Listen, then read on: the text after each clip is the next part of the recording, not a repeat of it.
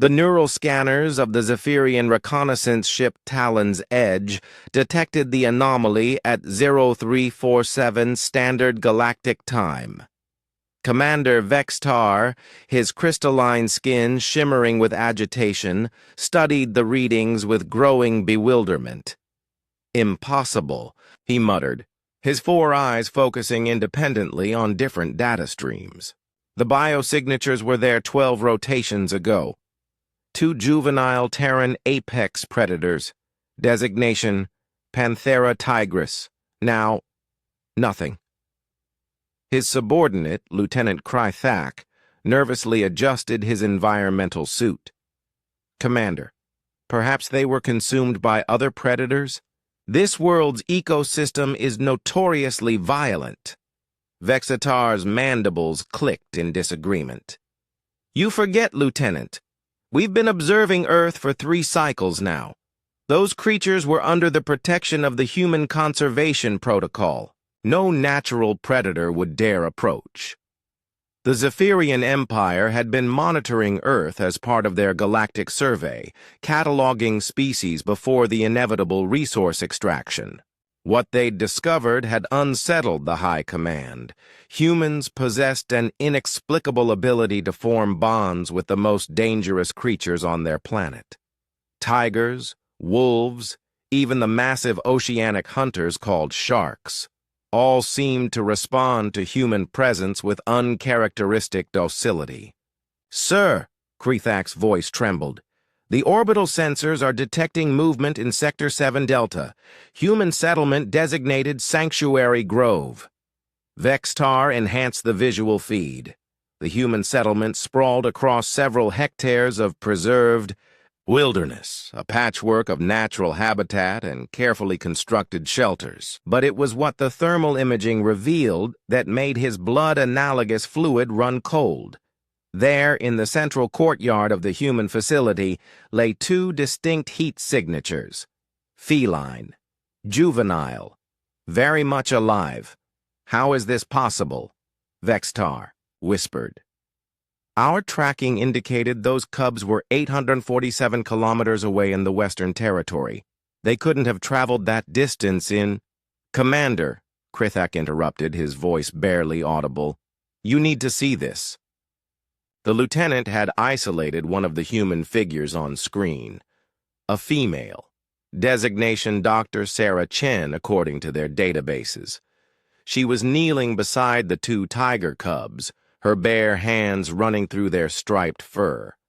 The cubs, each weighing approximately 40 kilograms and possessing razor-sharp claws capable of shredding Zephyrian battle armor, were purring. Purring. "Run a deep scan," Vextar ordered. "I want to know everything about those cubs' journey." The data that returned defied everything the Zephyrians understood about physics, biology, and rational thought. The cubs had indeed been in the Western Territory 12 rotations ago, orphaned when poachers had killed their mother. The trauma signatures were clear: elevated stress hormones, dehydration, near starvation. Then, at 0800 hours, something inexplicable had occurred. The cubs had simply walked. Not in any direction that made sense, not following scent trails or territorial markers. They had walked in a perfectly straight line toward the human sanctuary, through terrain that should have been impossible for juveniles to navigate, through a raging river, over rocky cliffs, across 847 kilometers of hostile wilderness in less than 8 rotations. "Sir," Krythak's voice was barely a whisper, "the cubs, they knew where to go." Vextar studied the biorhythm data. The cubs' stress markers had begun decreasing the moment they started walking. Their pace had been steady, purposeful, as if guided by some invisible force. More disturbing still, every predator they'd encountered along the way had simply stepped aside. Bears, leopards, even territorial male tigers, all had yielded passage without conflict. "Enhance audio receptors," Vextar commanded. Dr. Chen's voice filtered through the ship's translation matrix. I know, little ones. I know you've been through so much. But you're safe now. You found your way home. The word home resonated through the ship's speakers with an undertone that made Vextar's exoskeleton ache. In the Zephyrian language, there existed 17 different terms for various types of shelter and dwelling. But the way this human spoke the word carried emotional frequencies that their translators couldn't adequately process. Commander, Krethak said, pulling up additional data streams. This isn't an isolated incident. I'm detecting similar patterns across the planet. Injured, orphaned, and displaced creatures, all making impossible journeys to human care facilities. The evidence was overwhelming. A pod of whales had beached themselves near a marine rescue center. Wolf pups had emerged from a forest fire, walking directly to a wildlife rehabilitation facility. Even more impossibly, a flock of migratory birds had broken formation mid-flight to deliver an injured member to a veterinary hospital. The humans, Vextar realized with growing horror, they're not just caring for these creatures, they're calling to them. Dr. Chen continued speaking to the cubs, her words carrying that same ineffable quality. Tomorrow we'll introduce you to Raja and Sita. They've been waiting for friends like you. This place, we built it for hearts that have been broken. We built it for those who need to remember that kindness exists. Vexitar's 4 eyes focused on a single terrifying realization. The humans weren't just preserving their planet's species, they were creating something unprecedented in galactic history.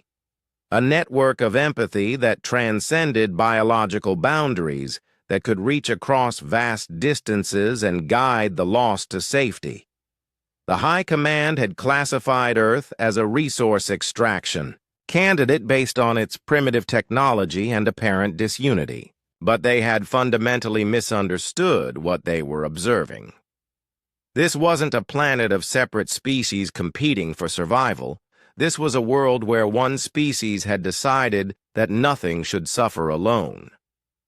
Lieutenant, Vextar said, his voice heavy with implications he was only beginning to understand. Transmit new classification to High Command. Earth is no longer designated for resource extraction. Sir? What classification should I enter? Vextar watched as Dr. Chen curled up between the 2 tiger cubs, all 3 sharing warmth under the alien stars. The cubs, weighing enough to crush her, positioned themselves protectively around the small human. Quarantine, he whispered, and sanctuary. The Zephyrian Empire would keep its distance from Earth. Not because humans were dangerous, but because they were something far more terrifying to a conquest-minded species. They were proof that power could be gentle, that strength could choose protection over domination. In the cosmic darkness, one small planet continued spinning, home to creatures who had learned that the universe's most profound force wasn't gravity or nuclear fusion. It was love, calling its own home across impossible distances.